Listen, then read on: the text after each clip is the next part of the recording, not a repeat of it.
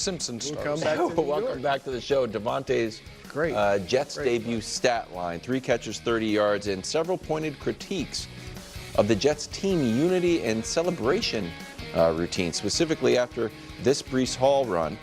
Here's Davante's critiques and Rodgers' reaction. Take a listen.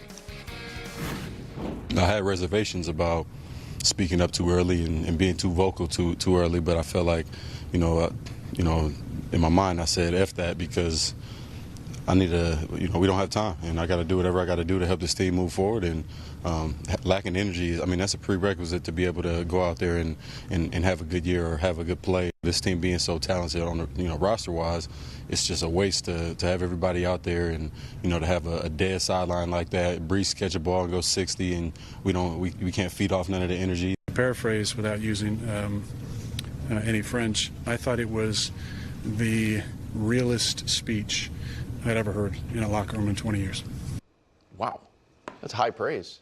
Reaction. Well, I credit to Davante Adams for doing that. And he prefaced it, when he started by saying, look, I know I just got here and all that stuff. So I credit him. That's leadership. The problem is the reason they may be so listless and lack so much energy might be his buddy, Aaron Rodgers. Because all the reports, whether it's true, I'm not in their locker room, but the reports are that the players, especially the defensive players, really liked Robert Saleh. Like Sauce Gardner said, we're doing this, like playing the rest of the season for Saleh. Yeah, that was odd. But they seem to have liked him. So if they like Saleh, feel he was doing a good job, and on his side of the ball, I know he's the head coach, but his side of the ball was doing his job. Then the superstar comes in, and if they feel like he got him fired, which a lot of people feel like, we don't know the truth, but to feel like Rodgers got Saleh fired, that can dampen the spirit in a locker room. Mm-hmm. If you feel like this dude didn't deserve it, we loved him or liked him, and he got him fired, and he's not even playing well.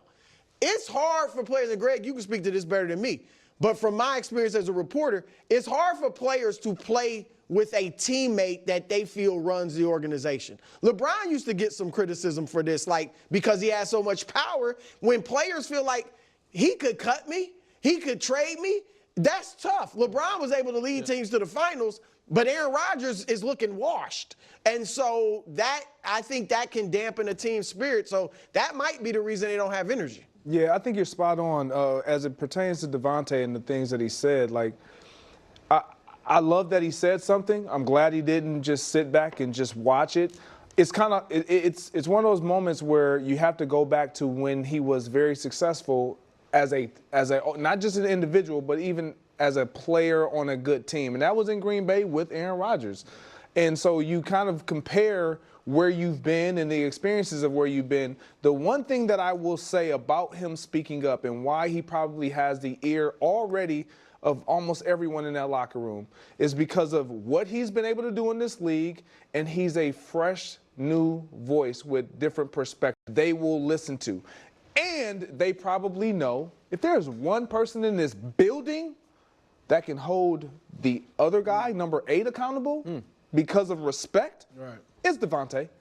So it's not that he can just say this because of what is not happening for all individuals excluding Aaron Rodgers. It is including Aaron Rodgers. We got to be better. Yep. And he understands, when you are in the locker room, you can't remove yourself from being a part of the locker room. And what I mean by that is sometimes even with LeBron, he would say, my guys, they got to do this, and he would almost exclude himself. But when you have a guy who is highly revered in the locker room and outside of the locker room as one of the better players in the league that can hold himself to the fire, and I think Davante is that type of a guy, and we hear it from Aaron, but we don't really feel it. Oh. So I understand that. I guess I have a very different perspective on this than Brew and Greg. First one, I don't feel like the Jets are a team. I feel like there's 2 teams. There's the Jets and then there's the former Packers.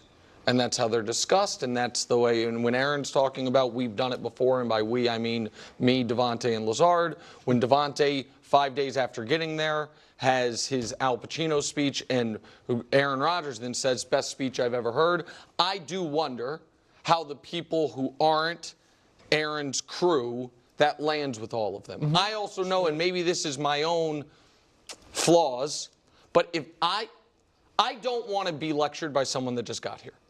I don't. And I will use a. I don't think you want to be lectured by anybody. No, but I will use me and KW right now if we may. Oh, geez. So you warned me about. I did. I told him before, and I was like, I'm gonna tell a story. There is. Oh wow. At this moment, Wilds is maybe the #1 draft pick of people I will listen to advice on television stuff from. I've always known he was smart about it. We've worked together for years now. I have massive respect for his opinions on things. Go sideways in a second. Okay? 4 days after Wilds joined the show, pre-pandemic, you weren't a full-time. We were in the old building in the mornings.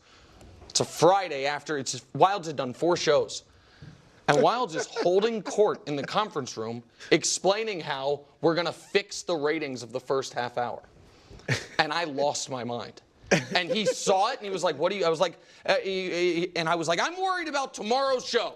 And he was like, "Well, I'm trying to." He goes, "That's the quote was, that's easy. Let's think bigger picture." And I flipped out because I was like, even if everything he was saying was smart and correct, which it was, I was like, man, I've been getting up at 3:30 in the morning for 3 years doing this. And if I'm in that Jets locker room, and I'm like, man, I've been dealing with this nonsense as an organization since I was drafted. Hey, Davante, you got here 4 days ago, and now you're screaming at us, even if it's the right message. If there's anyone on that team like me, which maybe there isn't, I can't imagine everyone's like, yep, But he's like, what do you want to do? Like, I obviously I agree with my own self. Yes, also in that story, I am Davante Adams. You're Aaron Rodgers. No, you're not. No, I'm not Aaron Rodgers. You're just some guy. Yeah, I'm Sauce. I'm Sauce. I'm like, damn it. I think you're Braylon out. The question. So I agree with it. Specifically, just to talk about the literal point he was making, Greg. Before Bill Belichick started taking shots at the Patriots, I would go back and watch some of his clips when he was on the Patriots, and he was very big on this. And there's like a moderately famous clip where he's like, "Celebrate your yeah." And he shows a sack where a guy gets a sack and everyone stands around, and he shows another one from a game before or after or something. It wasn't in the future. It was probably before. When everyone goes, he's like, there's a difference between these two things. You can get in the guy's head. Is that something that you've experienced? Do you have a firsthand story about like, yeah, that can charge a team and demoralize your opponent? Yeah, no question. It's real. It's infectious. Like when you see a guy make a play and the sideline erupts, you come back to the sideline, you feel great about it. Naturally, the next group, the next unit that's going to go out there is charged up because of it. But if you make a play and the sideline is dead, that's a problem. It's like, did we not just snatch momentum into our favor? Could you imagine if we were in the Super Bowl when you guys all heard it, when the late, great Kevin Green said to Clay, "It is time." And he was alluding to somebody out here got to make a play. You've been the playmaker. Go make a play. Charles Woodson is hurt. We've got a lot of guys hurt. Clay goes out there, and then he causes a fumble. We get the ball. Could you imagine if we just are sitting on the sideline like, "Good job, Clay." And then we walk on the sideline with no energy. It's like, wait, we just snatched the momentum back. It matters how you respond to it, how you react to it. Sick point, dude. You know what I mean? Come on. Oh, so yes! Close. So close. Just one more time. Let's go. Sick point. It's a great point. I appreciate You're that. out here making great points. Appreciate that, man. Let's go. I'm Next ready. block. Let's go. It's I'm your ready. time. We're in a wonderful. I'm fired. They will listen to. And they probably know if there's one person in this building that can hold the other guy, number 8, accountable because of respect, it's Davante. So it's not that he can just say this because of what is not happening for all individuals excluding Aaron Rodgers. It is including Aaron Rodgers. Like, we got to be better. Yep. And he understands, like, when you are in the locker room, you can't remove yourself from being a part of the locker room. And what I mean by that is sometimes even with LeBron, he would say, my guys, they got to do this, and he would almost like exclude himself. But when you have a guy who is highly revered in the locker room and outside of the locker room as one of the better players in the league, that can hold himself to the fire. And I think Davante is that type of a guy. And we hear it from Aaron, but we don't really feel it.